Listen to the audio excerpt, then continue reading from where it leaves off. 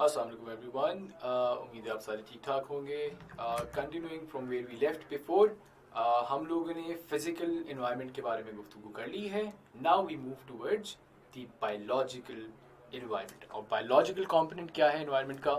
It comprises of all living things. Physical component comprise of all non living things, biological component comprises of all living things.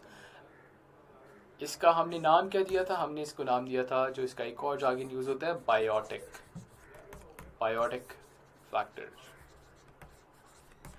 ठीक है, so all living things, ठीक है, they basically comprise the biological component of the environment.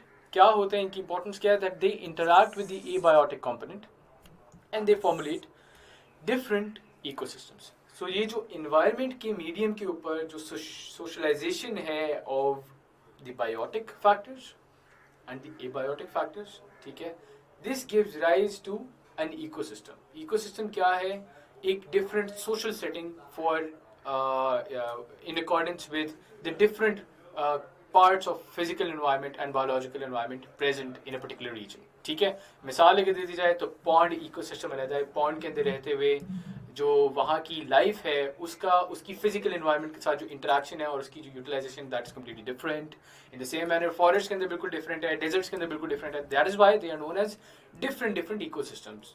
Desert ecosystem, marine ecosystem और so on and so forth. इस तरह से आप बाकी चीज़ों के ऊपर भी अप्लाई हम कर सकते हैं। सो अगर बात करें इनके बारे में, so there are 3 categories that are present in every ecosystem. ठीक है, वो 3 कैटेगरीज क्या है? सबसे पहली और सबसे बेसिक कैटेगरी आ जाती है ऑफ प्रोड्यूसर्स। प्रोड्यूसर्स कौन होते हैं? जो कि उस इकोसिस्टम में रहते हुए रिसोर्सेज को प्रोड्यूस कर रहे होते हैं। रिसोर्सेज को या ऐसी चीजें जो कि कोई कंज्यूम कर सके, उसको कहते हैं हम प्रोड्यूसर। जनरली क्या होता है? जनरली देखने को मिलता है कि they are green plants and they produce various organic substances such as carbohydrates and proteins. एक बड़ी ऑब्वियस सी बात है। तो ग्रीन प्लांट जनरली आपके प्रोड्यूसर्स की कैटेगरी में आ जाते हैं।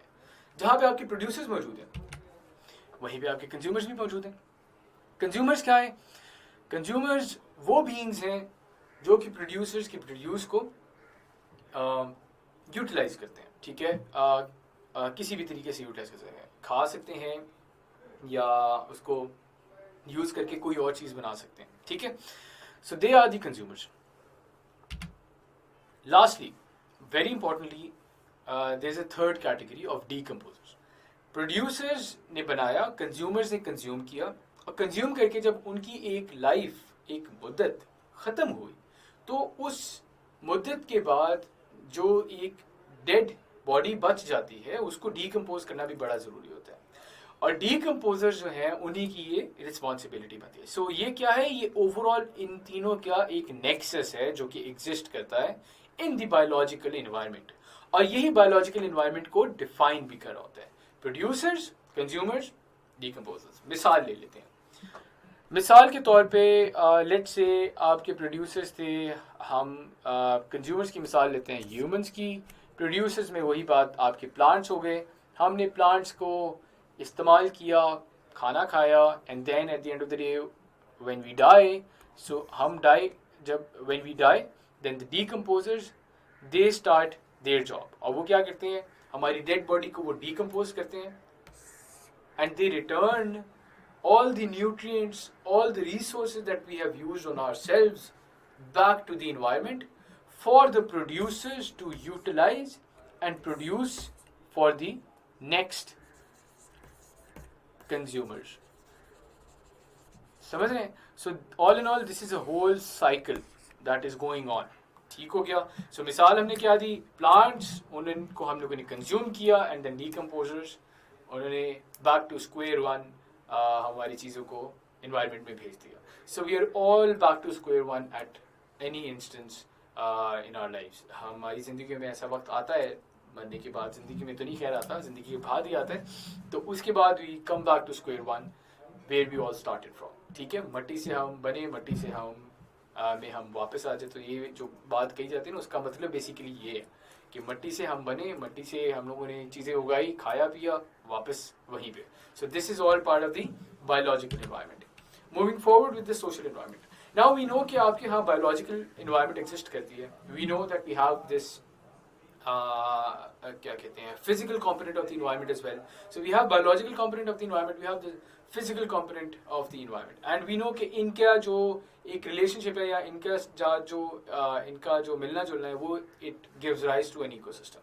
इसी को अगर हम डिटेल में थोड़ा सा पढ़ें, so the social environment क्या है, जो different आपके living organisms मौजूद हैं उनका आपस में interaction और उन living organisms का जो आपकी इन्वायरमेंट है उसकी जो रिसोर्सेज वो आपको मुहैया करती हैं इन लिविंग ऑर्गेनिजम्स को, उसकी utilisation.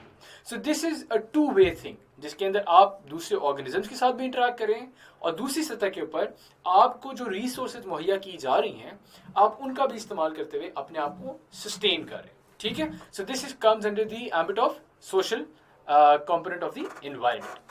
Social constituent environment mainly consists of various groups of population, different living organisms like birds, animals, etc. जो कि आपस में इंटरैक्ट करते हैं. ये बात क्लियर है.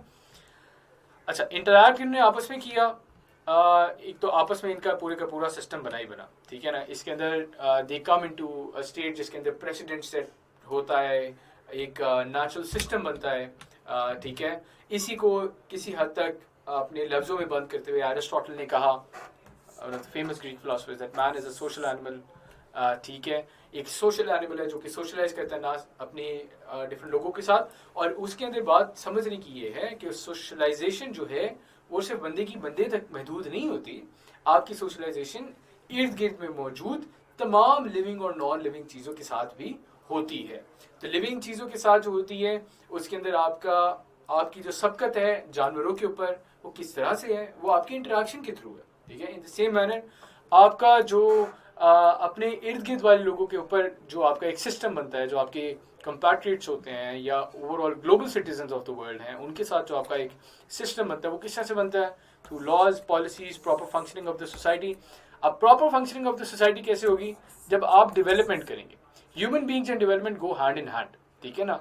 दे are two mutually exclusive phenomenons.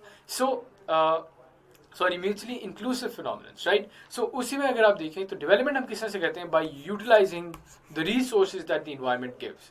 और वो रिसोर्सेज को यूटिलाइज करके हम लोग फैक्ट्रीज बनाते हैं, फैक्ट्री से हम और चीज़ें इस्तेमाल करके फिर हम और अपने गुड्स को पॉलिश करके लेके आते हैं एंड यूटिलाइज करते हैं. ठीक है. एंड इसी के साथ साथ एक और बात, ये यूटिलाइजेशन जो है this is not only specific to human beings. ठीक है. ये यूटिलाइजेशन सिर्फ ह्यूमन बींग्स ही कर रहे होते हैं, तमाम तर जो हयात है वो यूटिलाइज कर रही होती है.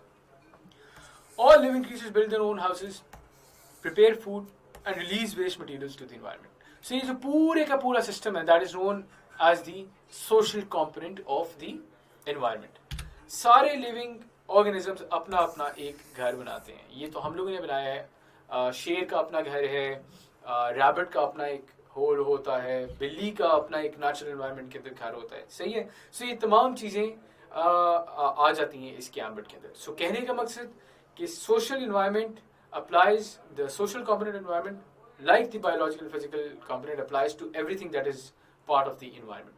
ठीक है. हम इन्वायरमेंट में रहते हुए दूसरी जो बायोलॉजिकल और फिजिकल चीज़ें उनके साथ किस तरह से इंटरेक्ट करते हैं, that comes under the ambit of social environment. So ladies and gentleman, आपके सामने मैंने रखा constituents of the environment. Environment को पिछली वीडियो के अंदर एक ओवरव्यू दे चुका हुआ था. उसका फिर फिजिकल जो ओवरव्यू था, फिजिकल कॉन्स्टिट्यूएंट, उसको हम लोगों ने लास्ट वीडियो में डिस्कस किया. इस वीडियो के अंदर we have discussed about the biological and the social component of environment. So ये तो हमारे कॉन्स्टिट्यूएंट्स डिस्कस हो गए. अगली वीडियो के अंदर मैं जो physical part of the environment, physical constituent of the environment, उसको ब्रेक डाउन करूँगा इन 3 डिफरेंट जोन्स. उन 3 डिफरेंट जोन्स को फिर हम पढ़ेंगे एंड वी विल स्टडी कि उनकी यूटिलिटी क्या है और उनका फिर इम्पैक्ट क्या है ओवरऑल इन्वायरमेंट के ऊपर नेक्स्ट वीडियो के अंदर. Until then take care of yourself. और जो अभी तक बातें पढ़ी हैं, जो चीज़ें समझी हैं, जो पढ़ी हैं, उनके ऊपर पिछली वीडियो की तरह मैं फिर एम्फसाइज कर रहा हूँ, अपनी एग्जाम्पल्स लाजिमन ढूंढिए. It is going to help you a lot. Mark my words. ठीक है जी. Until the next time, take care.